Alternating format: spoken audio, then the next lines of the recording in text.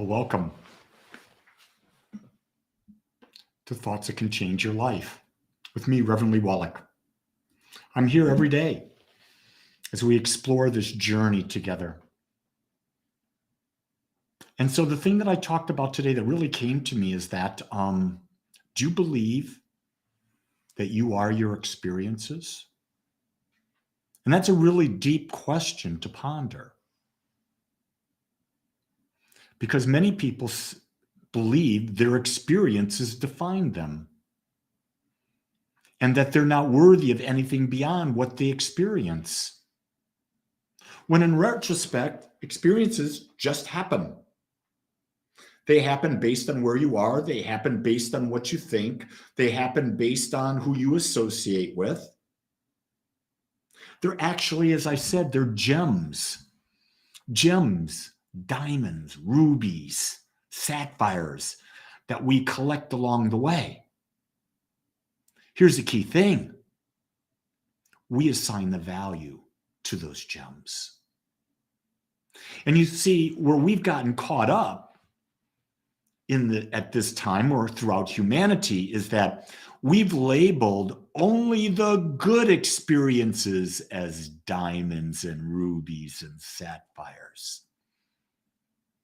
When in fact, every experience that we have is there to make us know we're alive. Every experience we have is to let us know that we feel, that we have desires, and the feelings we have tell us, do the desires we have, are we meeting those desires? Are we on track or are we off track?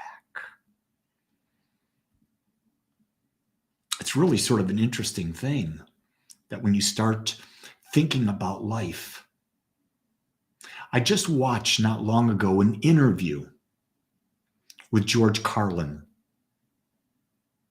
And the interview which George Carlin had with this news person, I think it was on 60 Minutes, he basically said that what he did is he became unattached to life.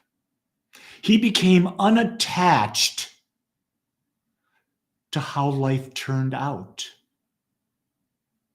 And it was from there that he was able to see life differently than most. And most people called him dark, cynical. And then as I pondered that, I realized that why were they calling him dark and cynical? Because they believed that life was perfect all the time. And George was saying, it's not. The question is, can you step back and can you look at life as the observer without being invested in an outcome? That's a big question. Because you know what I've learned? We're all invested in an outcome, aren't we? Of course we are. Yesterday, this podcast, Thoughts That Can Change Your Life, I do it on YouTube and Facebook, and you can find it on YouTube all the time. But about 2.5 weeks ago, I started taking and stripping the MP3 files off of this and creating a new podcast. And the podcast is Thoughts That Can Change Your Life. And I put it out there, but it wasn't working. But what I did was I asked someone I knew, could you take a look at this? And I let go of the outcome. A few hours later, guess what? I get a notice that the podcast is now up on Apple Podcasts and on Spotify. I let go of my attachment and things happened. That's the key thing in life. We hold on to an attachment that makes us freaking crazy. In 90% of all situations that you're dealing with, here's the best advice I've ever been given. Do nothing. Do nothing. And the situation will resolve itself.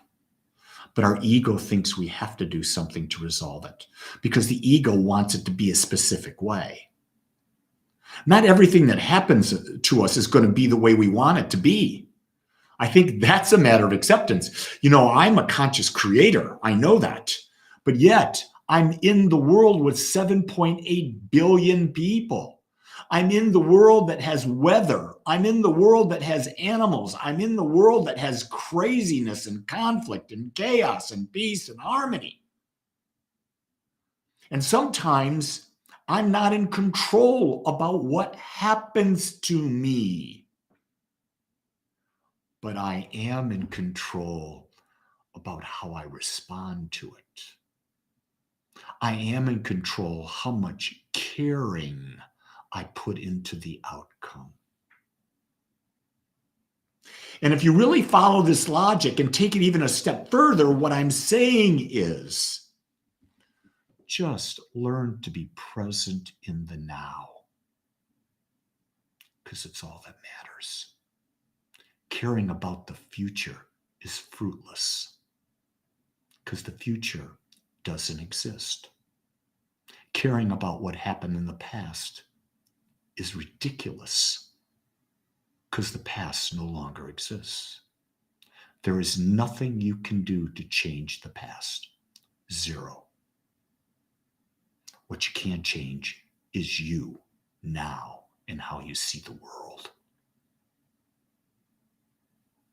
Do you have eyes wide open? Or your eyes looking in one direction and it's the only thing you see? Or are they looking in the other direction? It's the only thing you see. And then you take the people looking in this direction against the people looking in that direction, and we have conflict. Well, that's ridiculous. What's really happening is people are only seeing what they see based on where they're pointed. They're not even able to converse because no one's willing to look at the other side. It's fascinating how polarized we've become. Let me say this, it's fascinating how we've allowed ourselves to be polarized. Think about that, how we've allowed ourselves to be polarized. Realize that in your life, in your movie, you are the one and the only primary character. Everyone else is secondary, and you've created their role. You are not only the primary character, you are the producer, you are the director, you are the camera person, you are the script writer. You have all of that.